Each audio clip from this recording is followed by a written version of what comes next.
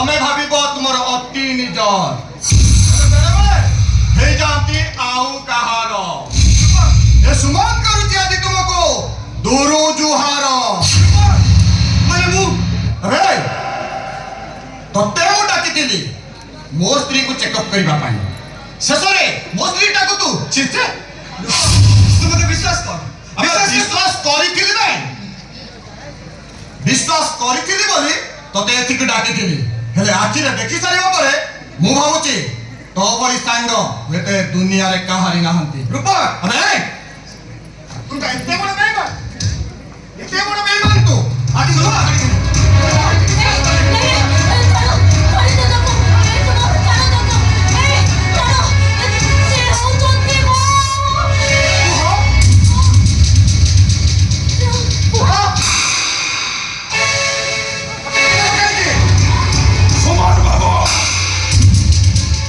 सहित किसी संपर्क नहीं सहित किसी संपर्क नहीं मो स्त्री छंदा आसवा बाध्य हेली जो दिन मोर एक्सीडेंट होता ठीक से समय सुमन बाबूंकर भी एक्सीडेंट होता आम दुई जन एक्सीडेंट सामान भाव आम दुई जन स्त्री नई की छेटिकी पड़ी थे मत जड़े अजणा लोक एवं फोन कॉल कहले घरे रही से मिछ स्त्री अभिनय करुच्ची विवेक भाई बहुत विवेक भाई निज घरटा को कुरुक्षेत्र कर सारा परे एठी को चली आसिल आउ गोटाए महाभारत सृष्टि करने को सुन केवल रूपक बड़ भाई दृष्टि मु तुमको सम्मान दौची मते तुमको बुझे दे थांते पर स्त्री को असम्मान करिबार पनिशमेंट ता केते भय समार बाबू पिछती निचु ओले से हेचती बोली सतटा को मिछरे परिणत करि देबे तुम ठीक चुप कर काहे के चुप करबी का भाई चुप करबी से होची मो स्त्री छंदा सुरभि सुरभि ना पदुटिए कहबा को चेष्टा कले मु भूली जेबे तुमे रूपक रो बड़ भाई बोले असुर निज सानो भाई सांगर स्त्री माने हिसाब रे तुमरा भाई बहु ताको तुमरा निजर स्त्री बोली संबोधन करबा को तुमको टिके लज्जा है कोने लज्जा मते लागिबा कथा कोन तुमको लागिबा कथा तुम कोन भाबिछ दी संग मिसी जा कोइ तो सही आइछ विवेक भाई सुरभि सुरभि होची मो जीवन आरंभ आउ शेष तारा पदुटिए कहबा चेष्टा करे मु तुमर से कथा को जीवटा को टाली आनिबे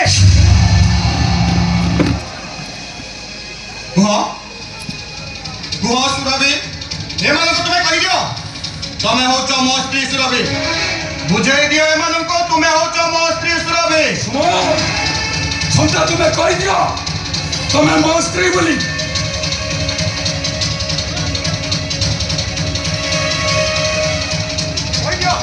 एमान को कहि दियो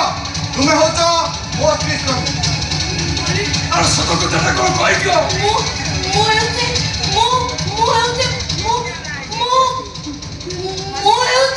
रूपक भाई का स्त्री रागिणी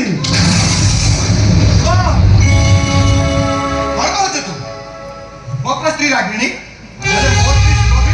नहीं रे सुमन जीवन मिछ कहूची से तो स्त्री सुरभि मिछ कहूची जीवन तू मते मिछ कहूचो मिछ कहि भुलेई देबा चेष्टा करूचो जीवन कह जीवन मो स्त्री सुरभि एबे कोठी तुम व्यस्त होने भाई आज मिछिमिछी का बहुत चोरी कारे अवसान घटी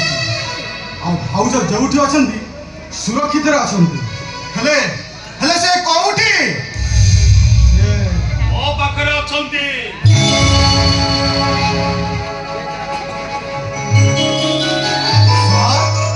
ଆପଣ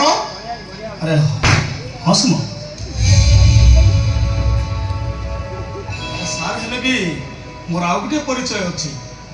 ମୁଁ ସୁରଭିର ବଡ଼ ଭାଇ ତଥା ଘରର ବନ୍ଧୁ, ତେଣୁ ତୁମେ ମୋତେ ଭାଇ ବୋଲି ଡାକିପାର।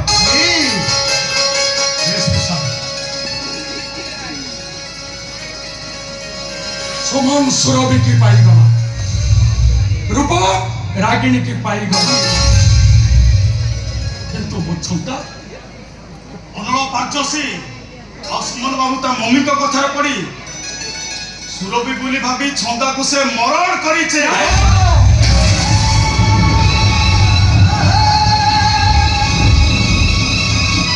मुझंता केबे मरी पारेनी डीएसपी साहब, केबे मरी पारेनी। मुझंता को जे मो पकड़ छोड़ी नहीं छी, केबे ताको मु छाड़िबे नहीं, ताको बीच रास्ता मु गोळी करि देबी। ठीक अछि छंदा भाभी, तुमको बहुत कष्ट देछि,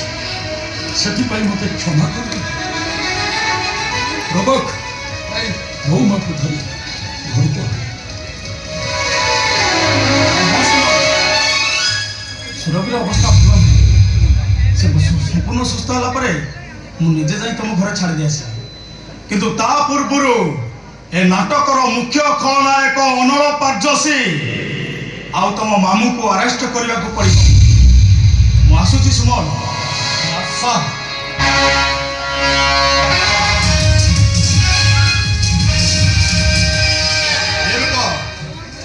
जारे रूप रागिणी को नहीं घर को जा।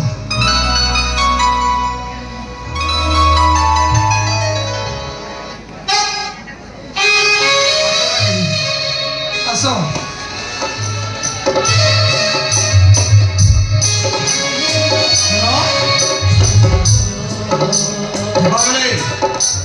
तुमको गोटे कथा कहती रखी भौणी।